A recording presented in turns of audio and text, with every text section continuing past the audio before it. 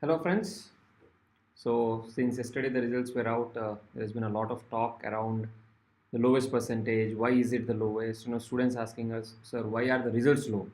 Now that is something which we do not have an answer to directly. We can just and try to analyze what could be the reasons, but we cannot for surely say whether it has been it has been low because the papers were tough. Because when I looked at the papers and when I had a chat with a lot of our students, the papers were by and large average only. The papers, except I think auditing, where a lot of students faced challenge in understanding the questions or applying the questions.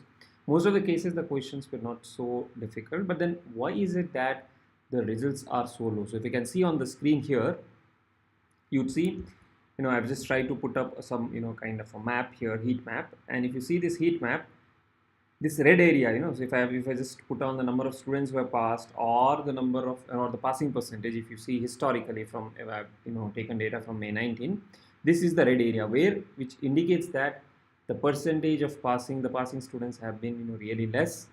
And such kind of results where we have single digit pass percentage I used to see during my CA final days. Okay, so yes, the results are low. There could be multiple reasons. One of that, what I feel is, the transition from post COVID to to the exams, because a lot of you who had written May 22 exams, you were preparing maybe somewhere around July, June, July 21 onwards. And that was the time where we had a lot of issues around recovery, things opening up, getting back to a different routine. And then again in January we had a lot of issues of people getting sick, Omicron variant. These could be factors which would have impacted the preparation of the students. That is one thing what I could just pull out of the hat. But otherwise, if you see, the best was Jan 21, and May 22 is the one of the worst. In fact, for CA Inter, it is the lowest result, both in largely in absolute numbers and also in percentage. Because if you see here, number of students writing exams are pretty similar, like 79, 80, 62, 63, 31, little less. So from here 31, it is 24,000. So the number of students who are writing had also gone down, but pass percentage, if you see, has gone down significantly lower. Okay, so here in 20, when in July 21 20,000 students wrote, we had at least we had 10% who had passed. Again, July 21 was where COVID had a bad impact. And Jan 21 Jan 22 and Feb 22 also COVID had a bad impact. So that could be one reason which had caused poor performance from the students and resulting in lower pass percent. Now some of the students, they have reached out and saying that because the results were tough this time, will November 22 be a attempt? We do not know. Now if an exam is tough, the results are going to be poorer.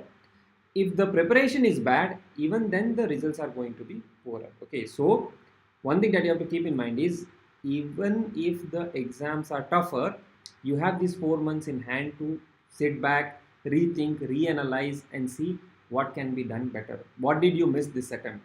Did you complete the syllabus on time? Did you write the mock test papers? Did you revise sufficient number of times? Did you do all of these things? Only then you will be in a position to say whether you will be properly prepared for November 22 examination. Okay, so that is one small message what I wanted to pass it on to all of you. We will have a detailed session where we will again chalk out the strategy for the November 22 attempt, and for those of you are writing in May 23, we will have that.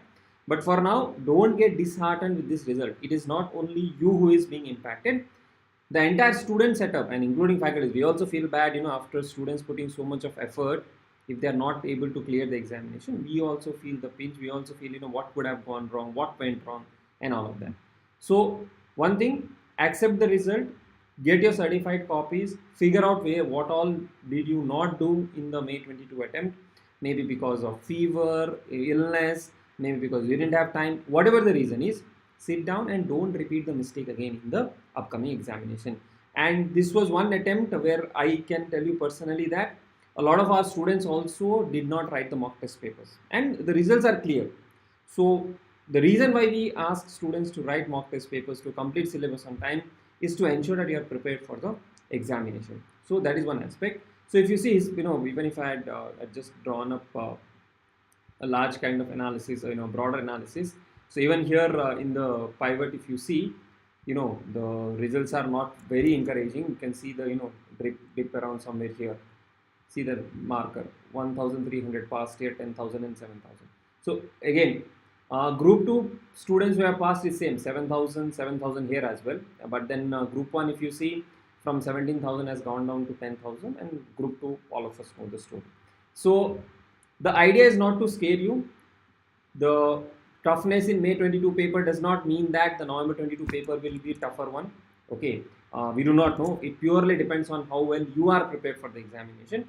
So don't overanalyze this. Yes, it is a fact. Accept it.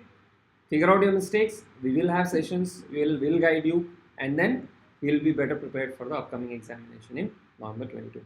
So do subscribe to this channel, and whenever we have these kind of sessions where we will interact with the students and the faculties, at that point of time, you can ask your doubts, you can ask your questions, and we'll be happy to take that.